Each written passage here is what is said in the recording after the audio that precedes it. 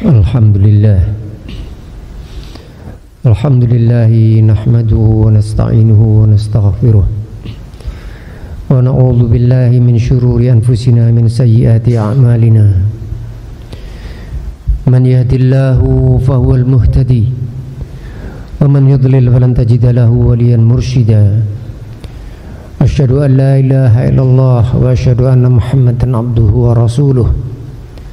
Allahumma salli ala ashrafil mursalin sayyidina Muhammadin wa ala alihi wa sahbihi ajma'in. Usikum wa iyaya bitaqwallah faqad fazal muttaqun. Bismillahirrahmanirrahim. Ya ayyuhalladzina amanu taqullaha wal tanzur nafsun ma qaddamat lighad. Wattaqullah innallaha khabirun bima ta'malun. Wa la takunu kalladzina nasullaha fa ansahum anfusahum. Ulaika humul fasiqun. La yastawi ashabun nari wa ashabul jannah. Ashabul jannati humul faizun. Alhamdulillah, pada siang hari ini kita bisa bersama-sama hadir dalam majelis yang mulia ini untuk sekali lagi menunaikan salat Jumat bersama-sama. Kita berdoa kehadirat Allah Subhanahu wa taala, semoga semua yang kita lakukan ini bisa diterima oleh Allah sebagai langkah-langkah kita mendekatkan diri kepadanya. Marilah kita tingkatkan ketakwaan kita kepada Allah Subhanahu wa ta'ala, seraya senantiasa berdoa agar keimanan, ketakwaan, keislaman yang ada di dalam hati kita tetap bersemayam di dalam hati kita sampai akhir hayat meninggalkan badan kita. Ayat yang saya baca tadi adalah Bismillahirrahmanirrahim. Ya ayyuhalladzina amanu taqullah. Wahai orang-orang yang beriman, bertakwalah kepada Allah. Wal tanzur nafsun ma qaddamat lighad. Dan seyogianya setiap orang mempersiapkan apa yang akan dibawanya esok hari. Wattaqullah, dan bertakwalah kepada Allah. Innallaha khabirun bima ta'malun. Sesungguhnya Allah mengetahui apa saja yang engkau lakukan itu. Wala takunu kalladzina nasullaha fa ansahum anfusahum. Dan janganlah engkau menjadi orang-orang yang melupakan Allah sehingga Allah membuat mereka lupa atas diri mereka sendiri. Ulaika humul fasiqun. Mereka itulah orang-orang yang fasik. La yastawi ashabun nari wa ashabul jannah. Tidak sama penghuni neraka dan penghuni surga itu. Ashabul jannati humul faizun. Penghuni surga itulah orang-orang yang sukses.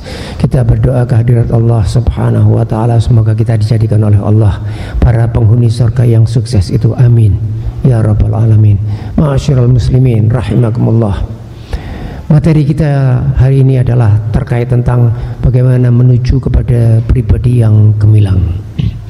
Setiap makhluk hidup yang ada di universe ini punya karir kehidupan.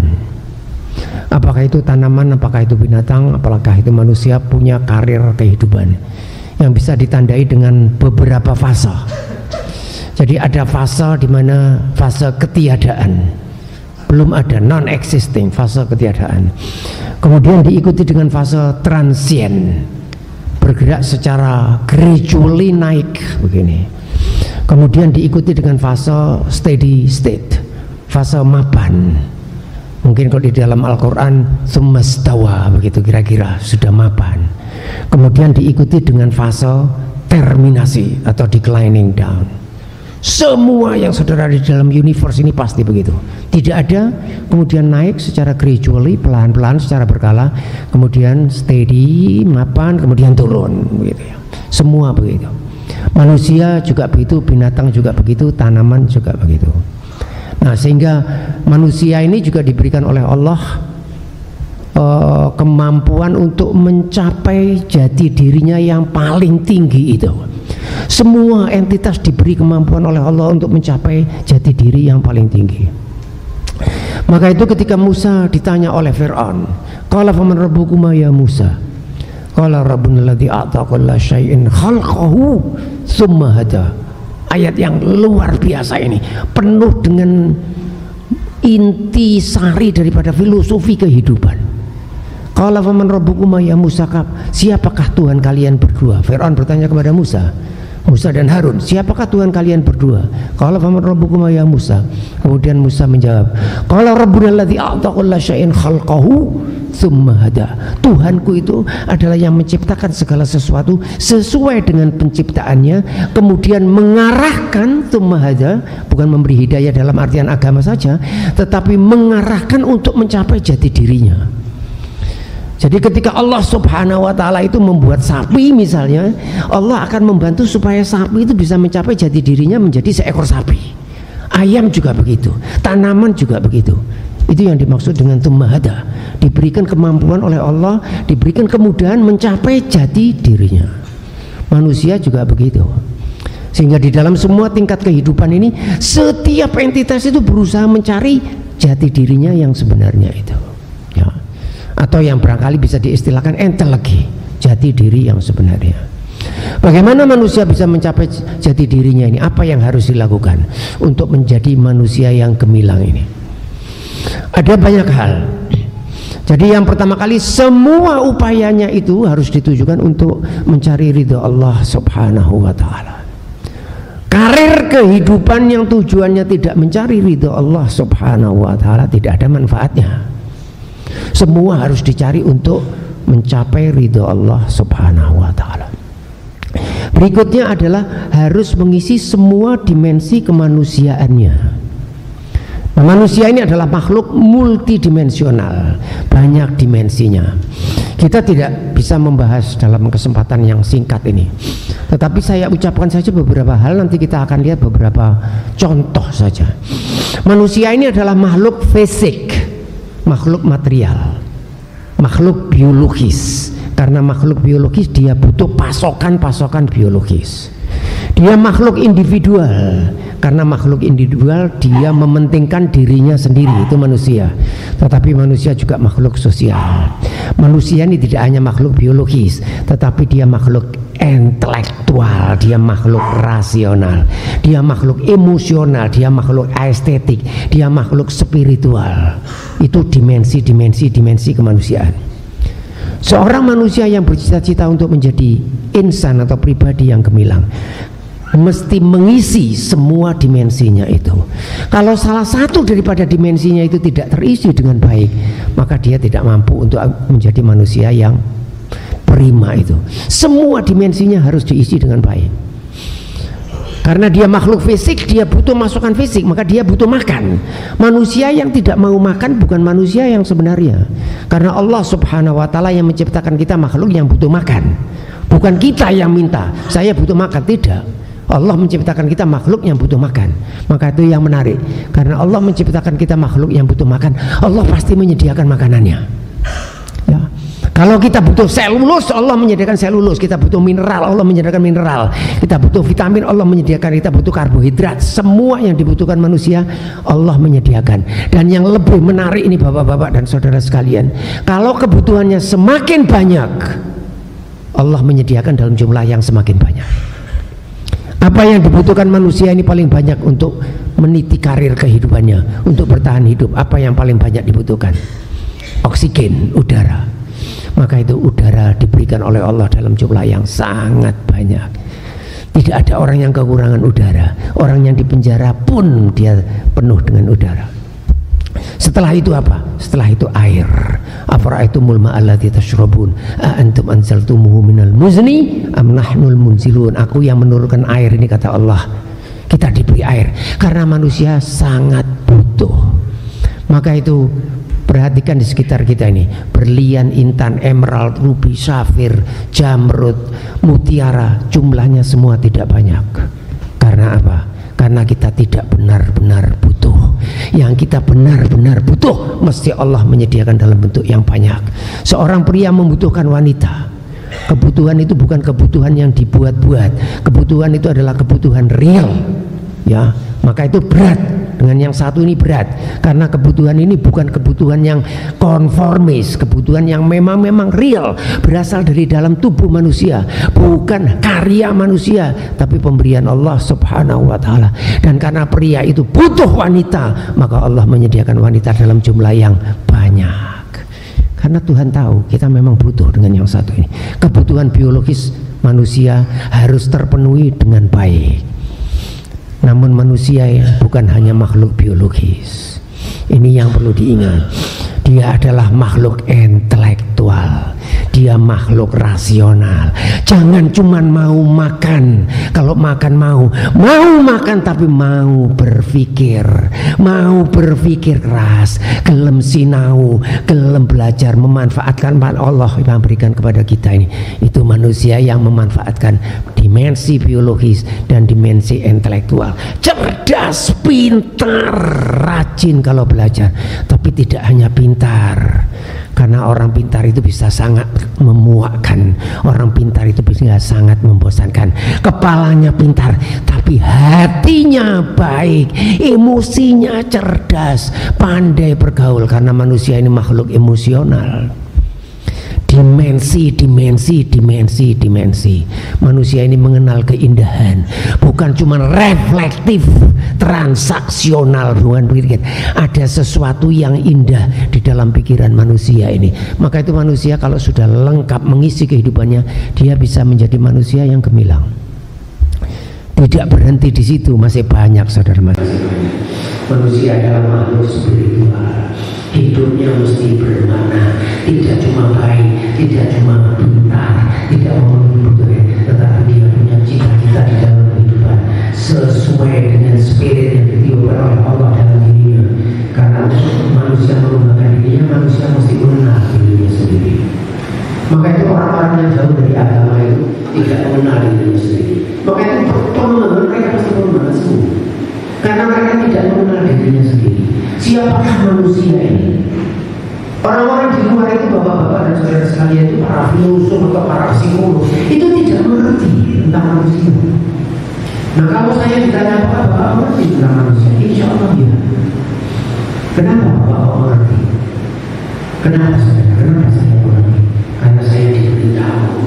Karena saya diberitahu oleh Allah Subhanahu wa Ta'ala lewat risalah Rasulullah Sallallahu Alaihi Wasallam, lewat Al-Quran. Saya diberitahu siapa saya ini. Saya ini makhluk Allah. Wa ma khalaqtul jinna wal insa illa liya'budun. Saya ini ciptaan Allah, bukan muncul begitu saja. Saya ini khalifah Allah di bumi. Maka itu kita punya tugas tertentu. Hidup kita ini kita ikut menentukan, bukan sepenuhnya sudah ditentukan. Karena kita ini khalifah, kita ini diberi kehendak bebas oleh Allah untuk menentukan. Termasuk pada momen seperti ini, saudara menentukan hidup. Mau dengarkan khutbah boleh, tidak mau dengarkan boleh. Pilihan.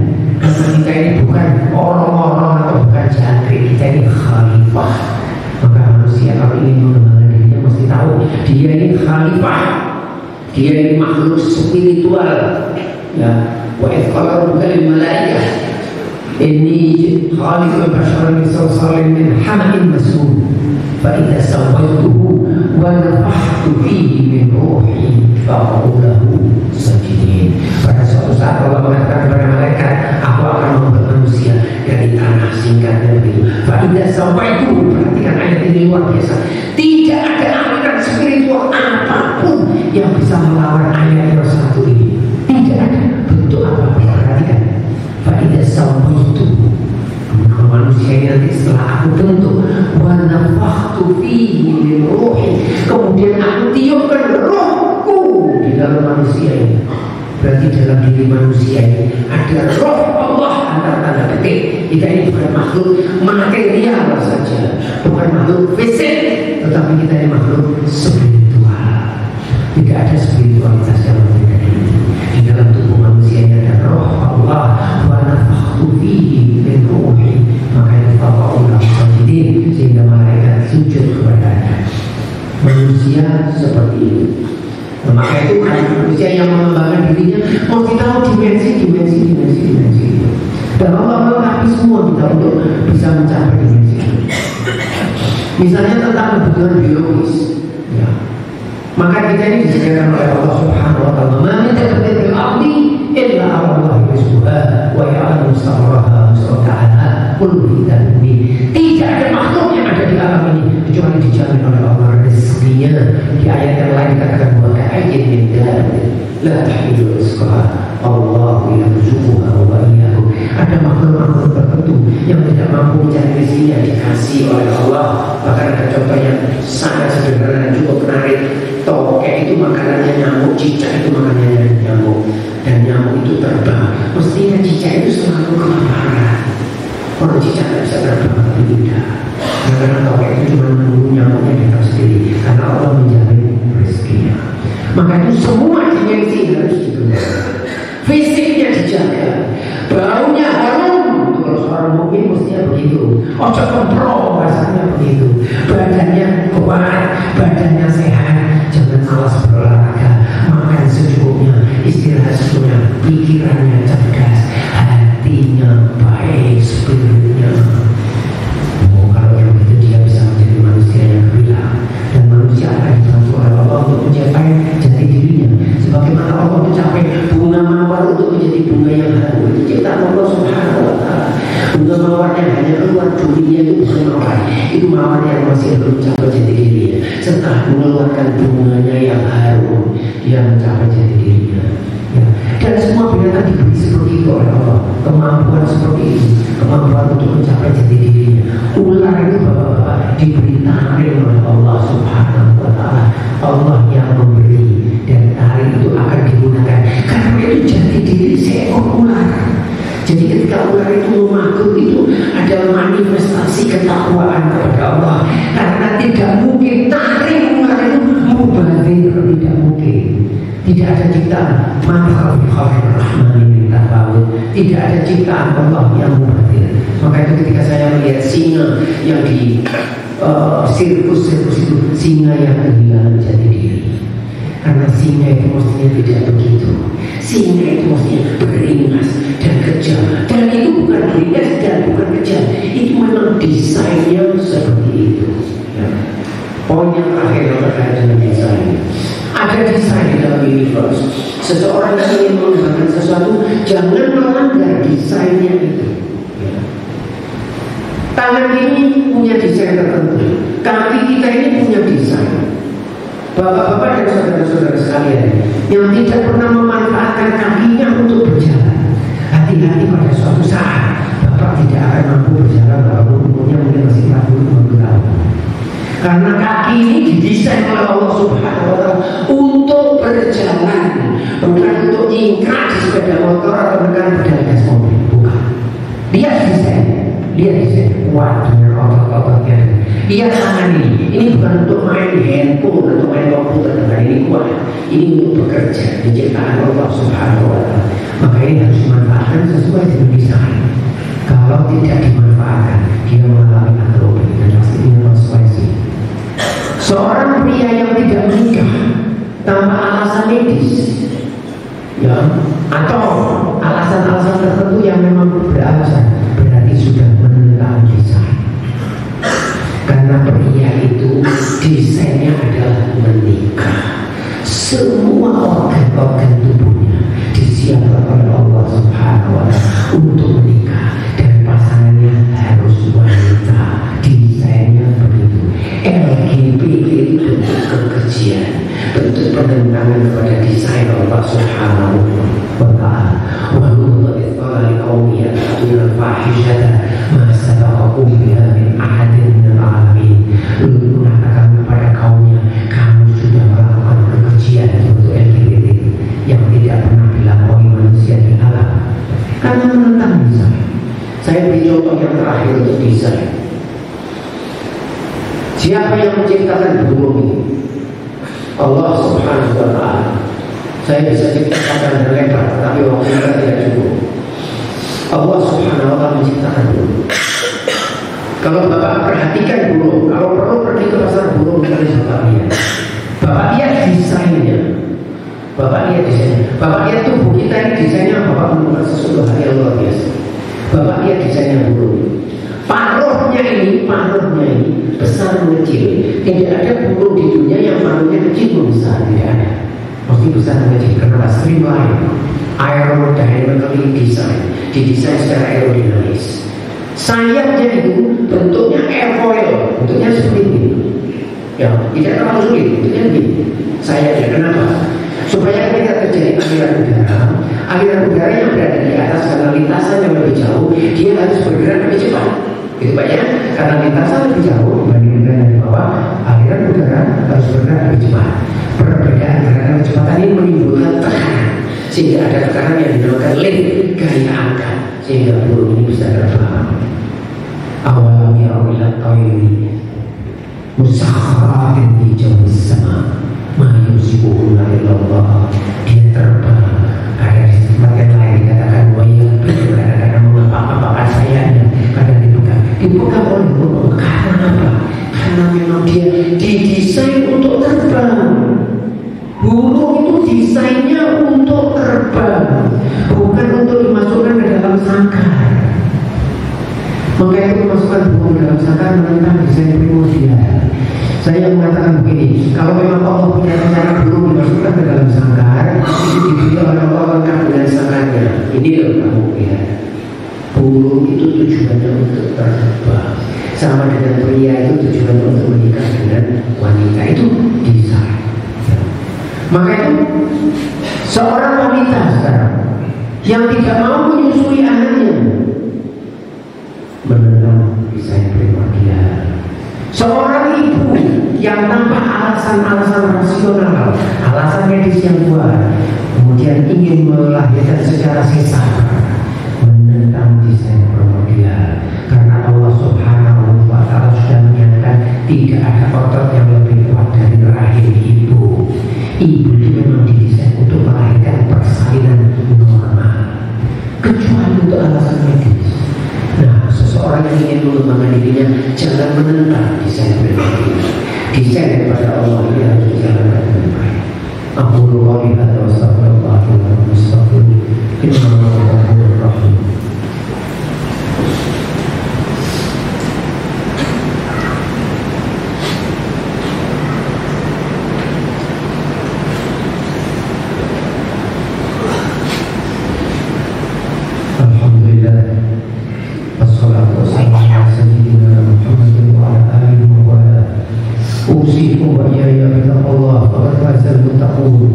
Ya ayyuhalladzina amanu taqullaha haqqa tuqatih wa la tamutunna illa wa antum muslimun.